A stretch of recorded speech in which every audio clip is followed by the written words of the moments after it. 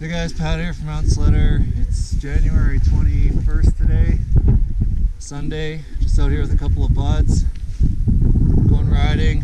We checked the Avalanche bulletin this morning. It was considerable. There's 3 layers of concern that we're having sudden fracture results on tests. And so we thought we'd come out, pick some low terrain, keep it safe. Unfortunately, on the way in, just back over here, we saw a lot of cracking along the side of the road on the high side. I'll show you that on the way out. And there was one spot where it pulled out a little bit on the roadside.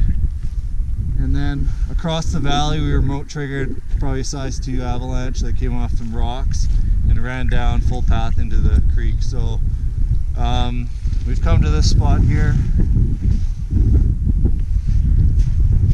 It's a consequential pass through over some big open stuff there today, and we've just made the difficult decision to decide to turn around today.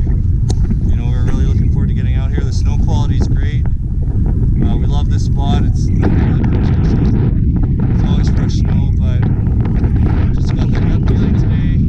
We've seen some stuff happen on the same aspect that we would have to pass under further up, and we just made the decision that better off turn around and try and find something to play on along the way out where it's nice and safe. So sometimes it's hard to make those decisions, but it might be the right one today.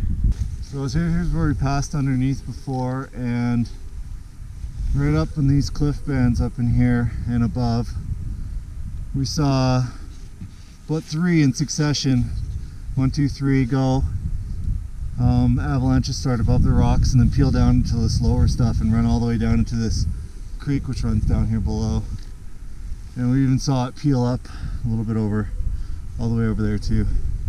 And we know from this area that to like get where we want to ride, we have to go under something that's really similar to this on the other side of the valley, and we'd be exposed to that. So I just want to show you what we saw on the way in today, part of our decision making. Right away we saw some pretty sketchy stuff that we knew was going to be going on in this sort of 1500 to 1800 meter range where there's a lot of surface hoar underneath right now. This is on the side of the trail here where this popped out remotely, and it's about probably a 50 centimeter crown. And if you look along here, you can see pretty much the whole way along that it was triggering as we were riding along underneath on the surface hoar and sloughing on this roadside. So just remember, even the edge of roads can be considered avalanche terrain. And so we'll just drive along and you'll see some of the cracks along the way here that came along as we were riding in.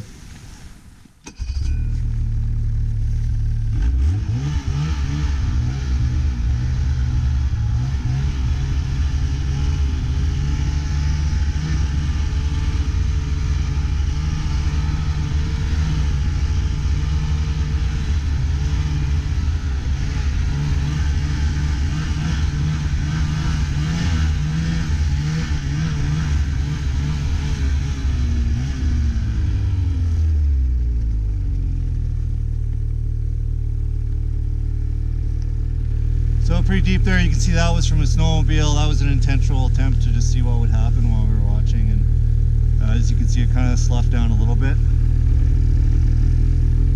And yeah, dicey conditions, so we're gonna go find some flat stuff to do some donuts.